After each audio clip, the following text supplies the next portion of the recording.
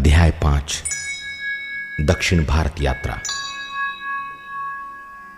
तदुपरांत गौरांग ने अपने ज्येष्ठ भ्राता विश्वरूप से संन्यास लेने तथा गृह त्याग के बाद जिसका कोई समाचार नहीं मिला था, उनको ढूंढने का तर्क देते हुए दक्षिण भारत जाने की इच्छा व्यक्त की। यद्यपि गौरांग का दक्षिण भारत जाने का वास्तविक कारण मार्ग में प्रत्येक को परम भगवान कृष्ण की शुद्ध भक्ति में परिणत करना था। चाहे नित्यानंद प्रभु के नेतृत्व में चैतन्य महाप्रभु के पुरी में उपस्थित सभी भक्त भगवान के संग जाने को आतुर थे, परंतु उन्होंने अकेले जाने पर बल दिया। परंतु भक्त काला कृष्णदास नामक एक सेवक को साथ ले जाने के लिए मनाने में सफल हो गए तथा सार्वभौम की प्रार्थना पर वे अपनी यात्रा के दौरान एक महान भक्त तथा प्रताप रुद्र के शासन के दक्षिणी प्रांत के राज्यपाल रामानंद राय से मिलने के लिए राजी हो गए। महाप्रभु की यात्रा मार्ग के एक गांव में वासुदेव नाम का एक भक्त रहता था। उसका शरीर कोढ़ से पीड़ित था तथा कृमि उसे खा रहे थे, परंतु एक उच्च भक्त होने के नाते उसने इस स्थिति को अपने पूर्व कर्मों का फल मान स्वीकार कर लिया। वो जान गया कि उसकी दुर्दशा की श्रेष्ठ औषधि है इन देहिक पीड़ाओं को सहन करते हुए भक्ति पूर्वक हरे कृष्ण का जप करना। वासुदेव इतना आत्मदर्शी था कि स्वयं को देह से परे आत्मा मानता था। यदि कोई कृमि उसके शरीर से गिर जाता तो वो उसे यह सोचते हुए पुनः उठा लेता कि कृमि मर न जाए। किसी कारणवश वासुदेव महाप्रभु के दर्शन न कर पाया तथा दुख से भूमि पर अचेत हो गिर पड़ा। अपने भक्त को कष्ट से उबारने हेतु सर्वज्ञ भगवान तत्काल लौटे तथा उसे गले लगाया, जिससे वासुदेव निरोग और सुंदर बन गए। वासुदेव ने तब विनय किया, मेरे प्रिय भगवान, अब मेरे पास ये अद्भुत रूप है। मैं आपसे मांगता हूं कि मुझे इस बात पर घमंड न हो तथा न ही मैं ये भूलूं कि जीवन का उद्देश्य भगवान कृष्ण को प्रसन्न करना है। भगवान चैतन्य ने उसे यह वर दिया।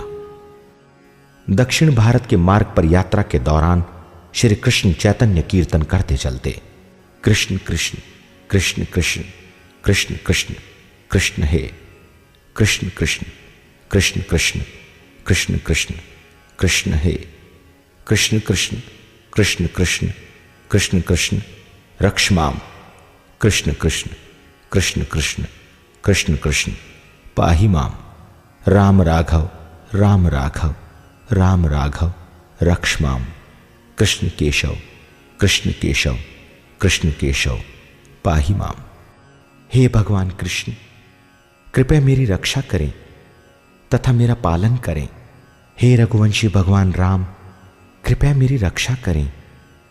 हे कृष्ण, केशी असुर का वध करने वाले हे केशव, कृपया मेरा पालन करें। भगवान चैतन्य की सम्मोहक छवि को जो भी देखता वो मोहित हो जाता। एक ब्राह्मण इतना आकर्षित हो गया कि तत्काल सब कुछ त्याग कर उनका अनुसरण करना चाहता था। उसने विनती की, मेरे स्वामी, मैं मात्र इहलौकिक परिवार में आसक्त हूं। कृपया मुझे अपने साथ यात्रा की आज्ञा देकर मेरा उद्धार करें।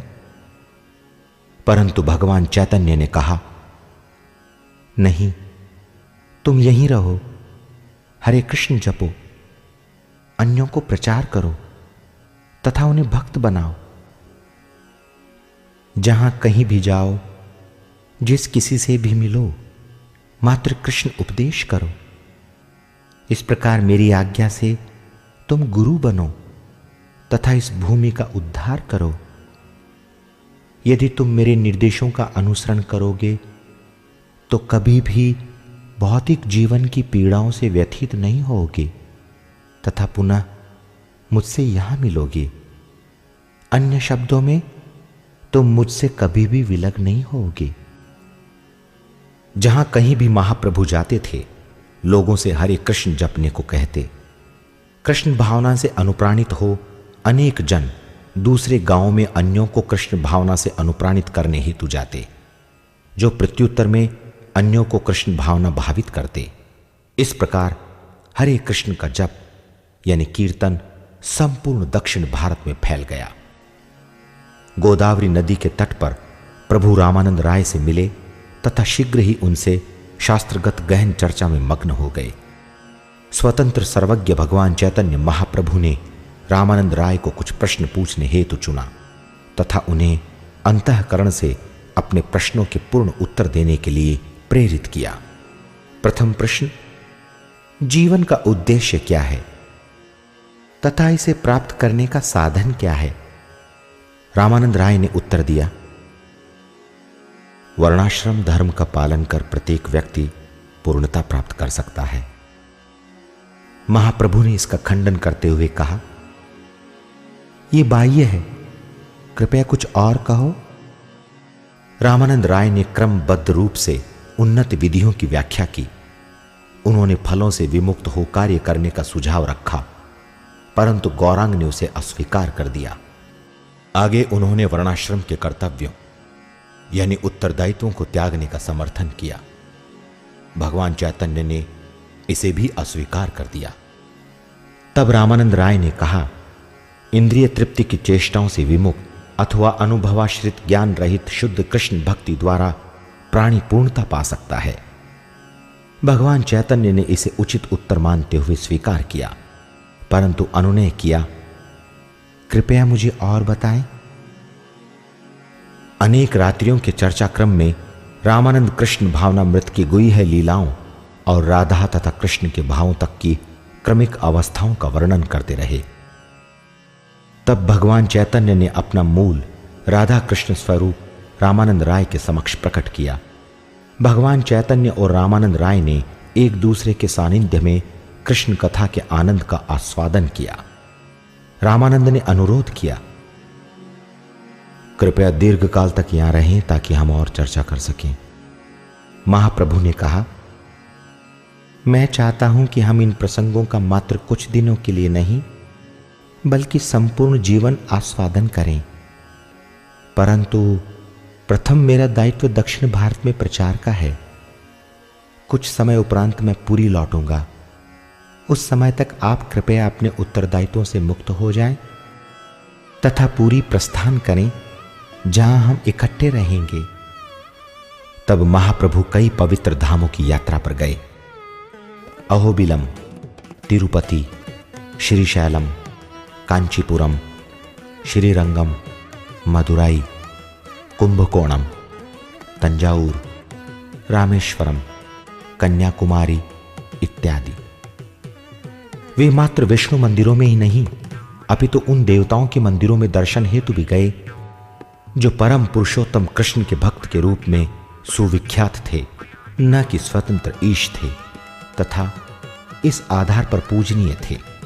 उन्होंने पवित्र नदियों में स्नान किया तथा गांव-गांव जाकर कृष्ण भावनामृत का प्रचार किया। प्रत्येक रात्रि वे मंदिर में ठहरते तथा स्थानीय पंडितों को भागवत दर्शन प्रस्तुत करते तथा वे जनसाधारण को हरे कृष्ण के कीर्तन के लिए प्रेरित करते। जिस समय भगवान चैतन्य श्रीरंगम पहुंचे, चातुर्मास प्रारंभ हो चुका था। अतः महाप्रभु श्रीरंगम में स्थानीय ब्राह्मण वेंकट भट्ट के घर ठहरे। श्री रंगनाथ के भक्तों ने अपने बीच गौरांग को पाकर भाग्यशाली माना। विशेषतः वे उन्हें मंदिर में विग्रह के समक्ष आनंद में नृत्य तथा कीर्तन करते हुए देख प्रसन्न थे। प्रत्येक दिन विभिन्न ब्राह्मण उन्हें मध्याह्न के भोजन हेतु आमंत्रित करते। एक बार महाप्रभु ने परिहास में वेंकट भट्ट से कहा, आपकी इष्ट देवी लक्ष्मी सदैव नारायण के वक्ष स्थल पर विराजमान रहती हैं तथा निश्चित रूप से वे सृष्टि की सर्वश्रेष्ठ सती स्त्री हैं, परंतु मेरे स्वामी तो श्री कृष्ण हैं, एक ग्वाला जो गाय चराते हैं। ऐसा क्यों है कि एक पतिव्रता स्त्री होते हुए भी मेरे स्वामी कृष्ण का संग चाहती हैं? इसे प्राप्त करने हेतु लक्ष्मी ने वैकुंठ के दिव्य आनंद को त्याग दीर्घ काल तक प्रतिज्ञाओं एवं नियमों को स्वीकार किया है तथा अनंत तप किया है। वेंकट भट्ट ने उत्तर दिया, भगवान कृष्ण और भगवान नारायण दोनों एक हैं, परंतु कृष्ण की लीलाएं उनके विनोदी स्वभाववश अधिक आनंदप्रद हैं।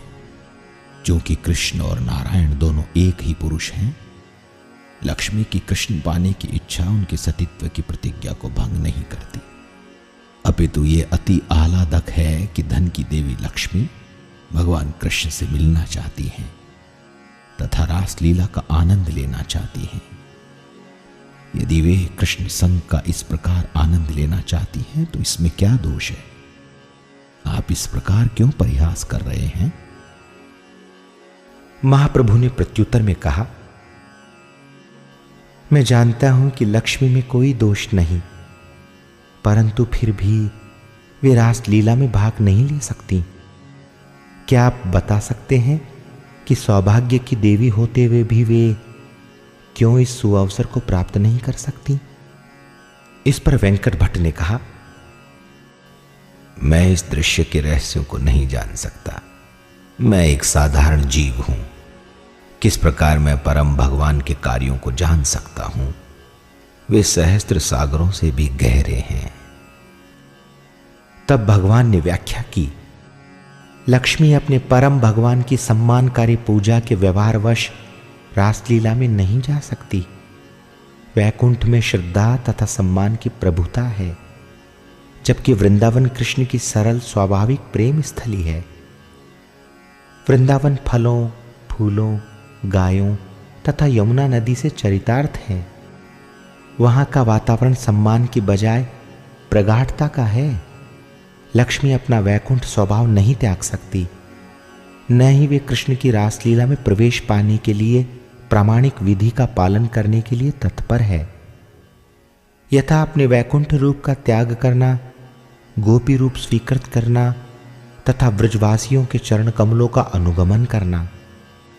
इस प्रकार भगवान चैतन्य ने परिहास में कृष्ण की आराधना लक्ष्मी नारायण से भी सर्वोच्च बताई तथा प्रगाढ़ता यानी घनिष्ठता का भाव श्रद्धा तथा सम्मान से श्रेष्ठ है।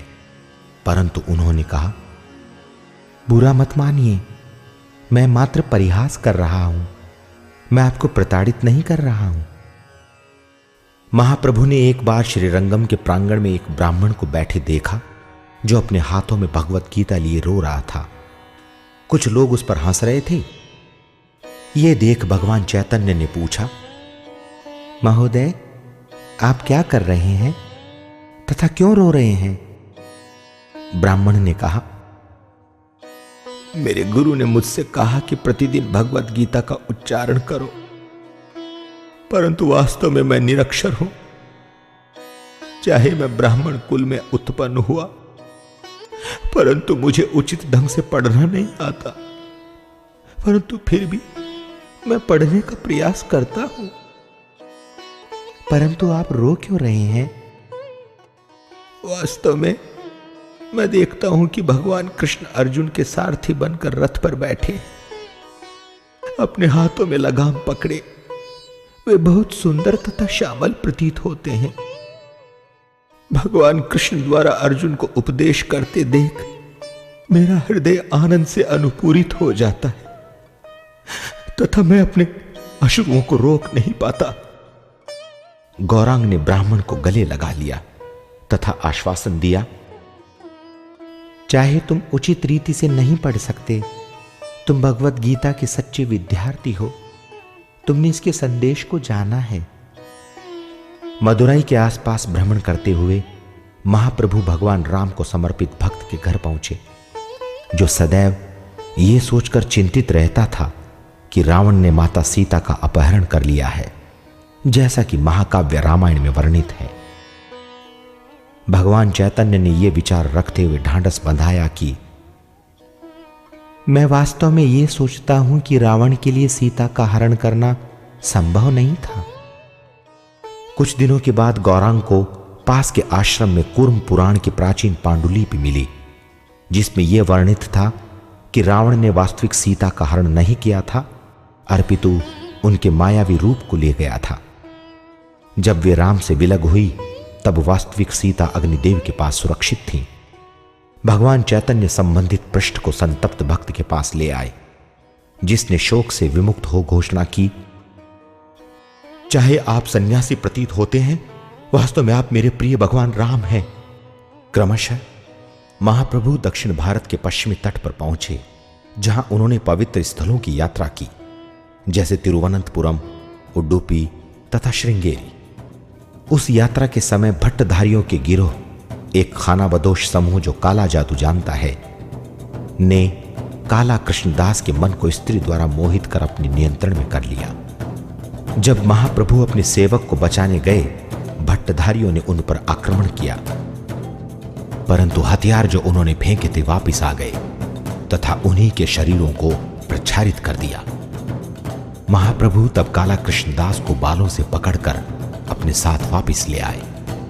ये घटना प्रदर्शित करती है कि यदि कोई कृष्ण भावनामृत में योग्य रूप से गंभीर नहीं है, तो परम पुरुषोत्तम भगवान के व्यक्तिगत संग में रहने पर भी माया के वशीभूत हो सकता है।